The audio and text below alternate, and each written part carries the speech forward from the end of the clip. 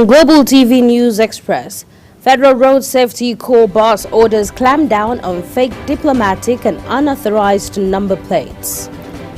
Monday, Ukpegbolo plans panel on Edo community's land crisis. In business news, Tinubu seeks National Assembly's approval for 1.77 trillion naira fresh external borrowing. On the foreign scene, Paraguayan president hospitalized after falling ill at G20 summit. In sports, Senator Nwoko rewards Senate President's Cup semi-finalist with 10 million naira. Hello and welcome to all our viewers in Nigeria and around the world to News Express and Global Television, coming to you live from the nation's capital, Abuja. I am Amina Jibril. A quick reminder that Global Television is on DSTV channel 365 and free-to-air on Nigecomsat. Minister of the Federal Capital Territory, FCT, Nyesom Wike, has approved the immediate payment of 70,000 naira new minimum wage for all administration staff. This was contained in a statement signed by the press secretary to the head of the civil service of the FCT, Anthony Ode, and made available to journalists. President Bola Tinubu had signed the new minimum wage bill into law in May 2024, approving 70,000 naira for workers following months of negotiations with organized labor. And the Minister of Education, Dr. Tunji Alausa, has called on tertiary institutions and research institutes in Nigeria to conduct their teaching, research and innovation to address developmental challenges in the country. The minister made the call while declaring open a 4-day National Research Fair and Exhibition organized by the Tertiary Education Trust Fund, TET Fund, at the Eagle Square in Abuja.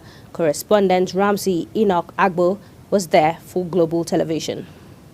The Minister of Education says the fair will be sustained as an annual national effort to sensitize Nigerians, most especially the youths, to take advantages of the outcome to participate in economic development.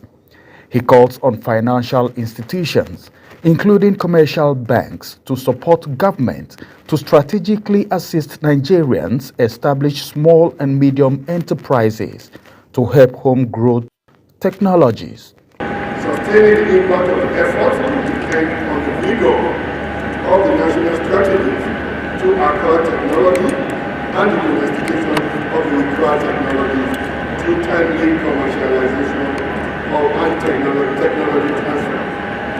As leaders, we aspire to deliver growth, services, beyond lifelong opportunities to prosper our people. We promise them clean water, food security, gainful jobs, adequate healthcare, good education, good roads, and so on. The Chairman, Board of Trustee, Tertiary Education Trust Fund, that is TET Fund, Right Honorable Aminu Bello Masari, says the fund has committed huge resources into research and development, that is R&D programs, since its inception in 2011, in order to develop home growth solutions from cutting-edge research in TET Fund. In TET Fund beneficiary institutions for national development. The core objective of using funding to ameliorate some of the myriads of challenges bedeviling Nigerian public universities. In an address of welcome, the Executive Secretary of TET Fund, Aksoni Echono, emphasized the importance of research and innovation as critical to sustenance of any society. The ultimate objective is to translate research from Nigerian tertiary institutions into innovations, inventions, and solutions for practical application and commercialization. The National Research Fair and Exhibition, which opened today, is expected to end on the 21st of November 2024. Ramsey Enoch Agbo reporting for Global Television.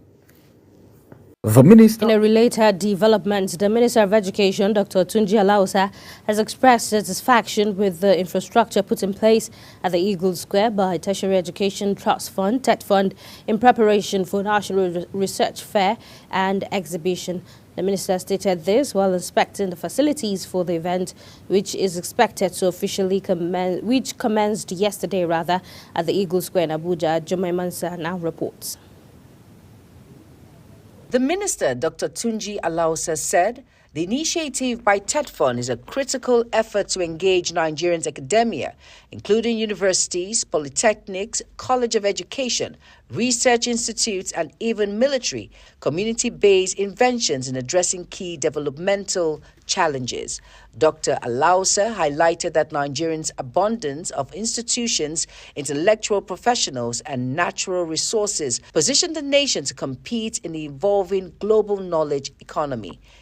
To inform you that this special effort of TET Fund is meant to encourage our academia, composed of our universities, polytechnics, colleges of education, research institutes, the military, and other personal and community creativities to respond to many critical needs of our national development. The minister reiterated President Bola Ahmed Tinubu's commitment to using local research and technology to drive economic growth under the Renewed Hope agenda.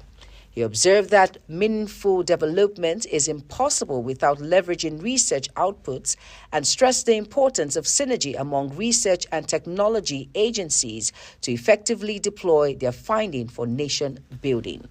If you look at agenda going forward, we're going to be focusing on STEM with 2 M and TVET. We have to now realign our educational system in the country to start meeting the needs of our people. We have a huge base of youngsters in the country, men and women. The minister further stressed government's dedication to translating research results into marketable products to drive job creation and youth engagement.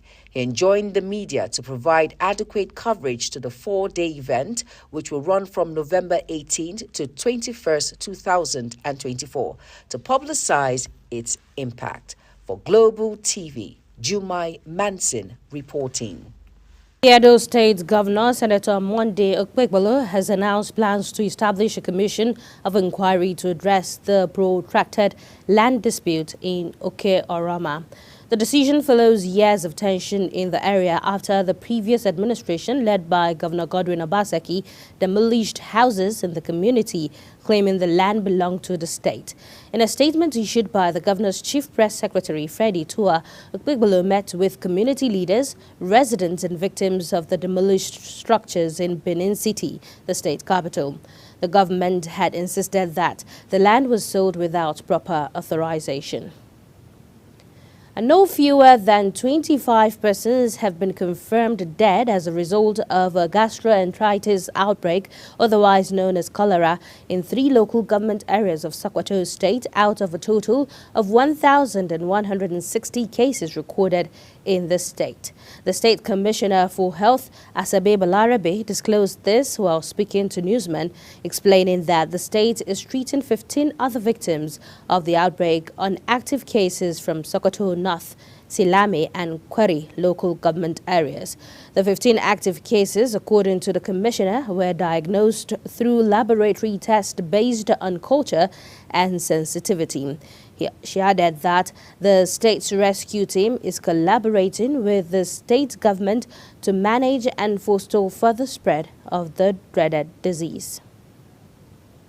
And Nigeria has solidified its position as a leading source of international students in the United States, ranking 7th globally and 1st in Africa.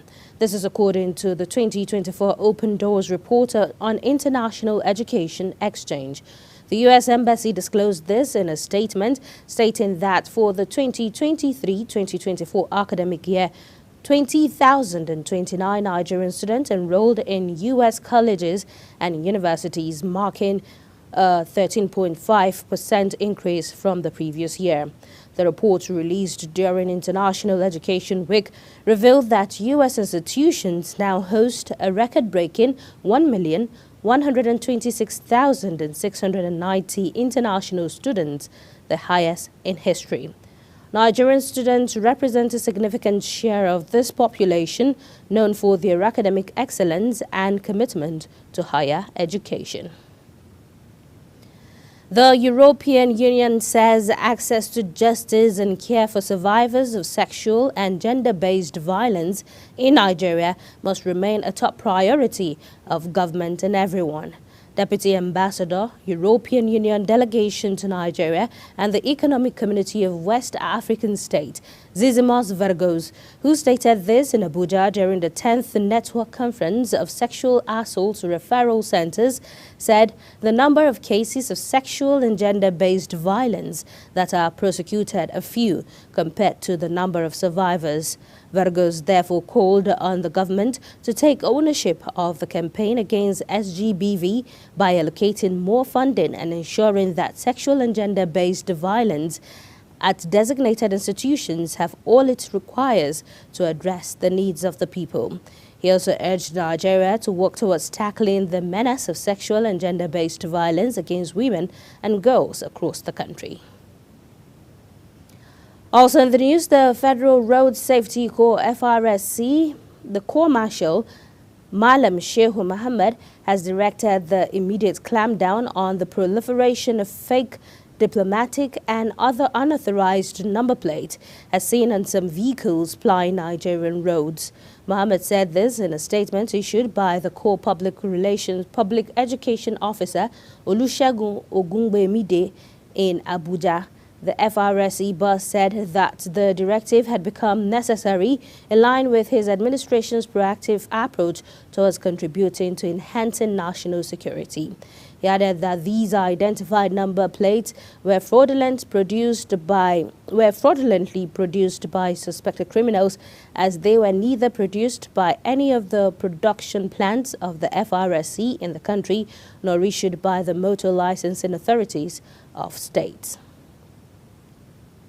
You're watching News Express on Global Television, coming to you live from the nation's capital, Abuja. When News Express returns, President Tinubu sacks Pension Transitional Arrangement Directorate boss. Details of this as well as foreign and sports stories coming right after the break. Please stay with us.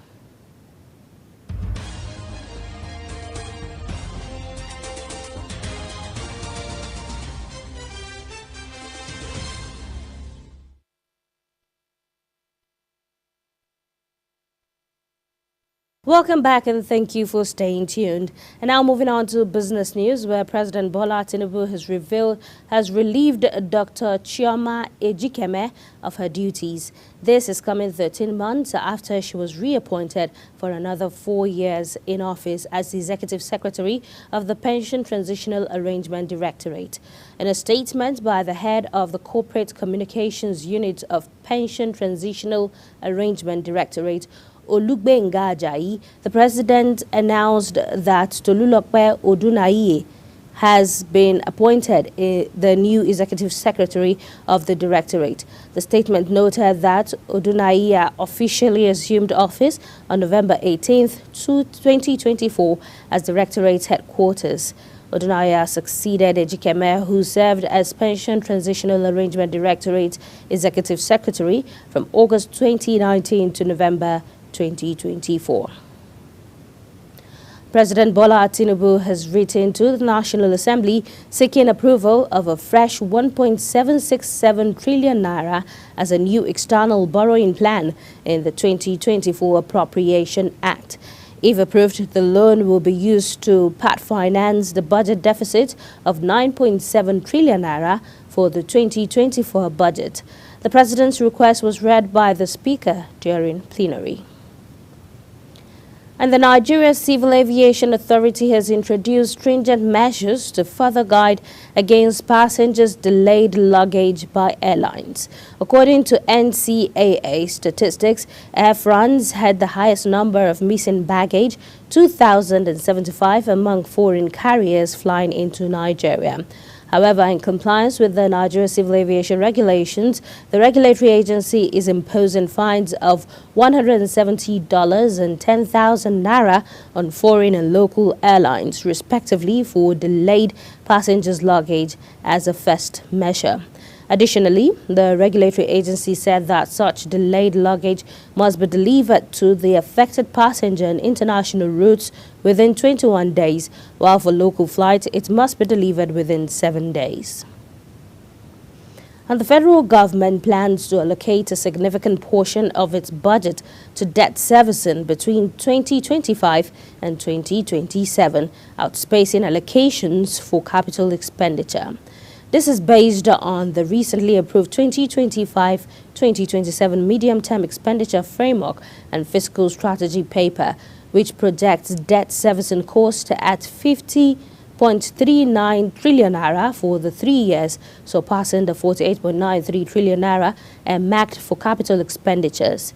The rising debt servicing cost, which are expected to grow by 26.7% from 15.38 trillion naira in 2025 to 19.49 trillion naira in 2027, pose concerns about fiscal sustainability. The Yola Electricity Distribution Company has announced the commencement of the deployment of 1,880 prepaid meters to Band A customers under the Meter Assets Fund scheme. The initiative targets Band A customers who ceased receiving electricity subsidies in April and aims to ensure accurate billing and improved customer satisfaction. The distribution process, which has received approval from the Nigerian Electricity Regulation Commission, includes 1,500 single-phase meters and 380 three-phase meters. Installation will be carried out by approved vendors from November 18th to November 30th, 2024.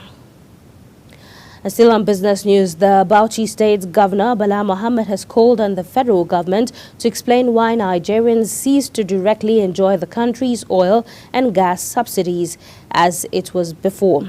Mohammed, who insisted that the federal government must be transparent in its distribution of the country's resources, made the statement when the Minister of Finance and Coordinating Minister of the Economy, Wale Adun, paid a courtesy call on him ahead of the 2024 conference for the National Council on Finance and Economic Development in Bauchi State. According to Mohammed, the explanation is necessary because Nigerians have not benefited from the oil and gas resources since the administration of President Bola Tinubu came into power. He emphasized that the federal government must double the effort in oil production and resources distribution to states. And the Nigerian National Petroleum Commission has explained why it could not deliver the much-awaited Port Harcourt Refinery Company. This is coming 2 months after the September completion deadline. The NNPC Chief Corporate Communications Officer Olufemi Soneye, in an interview, said the company encountered risks and challenges while carrying out the rehabilitation, being a brownfield project. He noted that the NNPC began the commissioning of critical equipment and processing units after the mechanical completion in Nigeria. Recall that mechanical completion of the Port Harcourt refinery was successfully achieved several months ago, marking a significant milestone in the project. He, however, stressed that work is being carried out to ensure the project's completion. And now moving on to the foreign scene, Russian President Vladimir Putin has signed a decree permitting Moscow to use nuclear weapons against non-nuclear states if they receive support from nuclear powers. The announcement coincided with the 1,000th day of Russia's military offensive in Ukraine. It follows the recent decision by the United States to allow Kyiv to deploy long-range missiles targeting military sites within Russia. Kremlin spokesman Dmitry Peskov clarified that the new policy treats aggression from a non-nuclear state supported by a nuclear power as a joint attack. Meanwhile, the group of 20 world leaders inaugurated a global alliance against hunger and poverty during the opening session of the 19th Heads of State and Government Summit ongoing in Rio de Janeiro, Brazil. The alliance, signed by all member countries, empowers a task force to implement practical activities between 2025 and 2030 to accelerate the elimination of hunger and reduction of poverty. President Luiz Lula da Silva of Brazil said the alliance, which was pre-launched in July, already had the support of more than 80 countries, in addition to dozens of government and civil society organizations across the world. And Paraguayan President Santiago Peña was hospitalized after falling ill while attending the G20 summit in Rio de Janeiro, Brazil. The Paraguayan authorities made this known in a statement, and according to the statement, the president was treated at the Samaritano Hospital in Rio de Janeiro due to an indisposition. 46-year-old Peña was taken to the Samaritano Hospital in the Botafogo neighborhood for treatment after experiencing what officials described as a malaise in the afternoon. In a medical bulletin, the hospital stated that Peña underwent diagnostic tests and his condition was later described as stable. Canada has increased the permissible work hours for eligible international students during academic terms from 20 to 24 hours per week. Canada's Immigration, Refugee and Citizenship Minister, Mark Miller, stressed the intent behind this policy change, saying the change will give students more flexibility to manage their time and gain practical experience while maintaining their focus on academics. The decision builds on remarks Miller made in October 2022 when he emphasized the importance of work experience for international students. And now to the world of sports. Acting chairman of the Senate Committee on Sports, Senator Ned Nwoko, has rewarded the semi-finalists at the just concluded 10th Senate President Under-18 Boys Football Competition.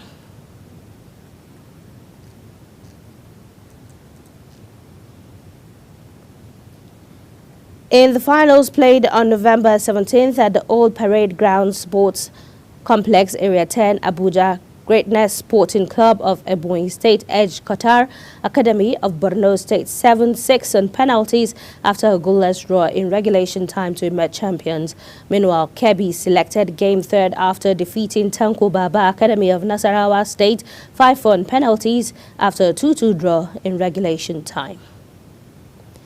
Super Eagles forward Ademola Lookman and goalkeeper Stanley Nwabali have both been named in the final 5-man shortlist for the CAF Player and Keeper of the Year awards, but defender William Trust Ekong missed out on the final list. 3 weeks after releasing the initial long list, CAF has officially unveiled the top 5 nominees in each of the men's categories of the upcoming CAF Awards 2024, set to take place in Marrakech, Morocco by December 16th.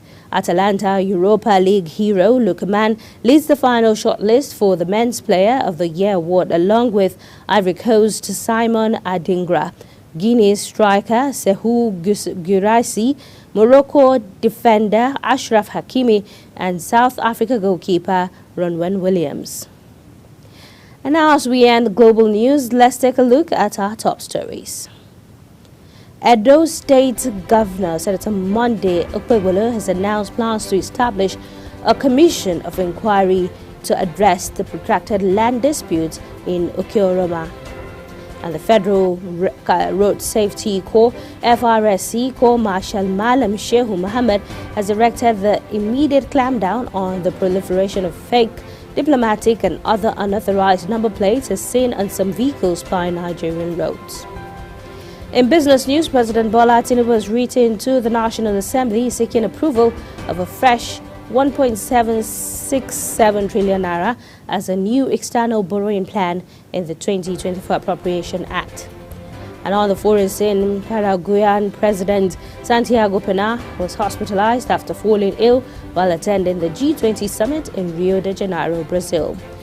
And in sports, you heard acting chairman of the Senate Committee on Sport, Senator Ned Nwoko, has rewarded the semi-finalists at the just concluded 10th Senate President's Under-18 Boys Football Competition with 10 million naira.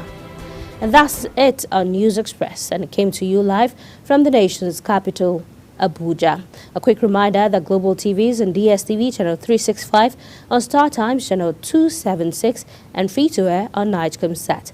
Kindly follow us across all social media platforms now showing on your screen using @Global TV NG.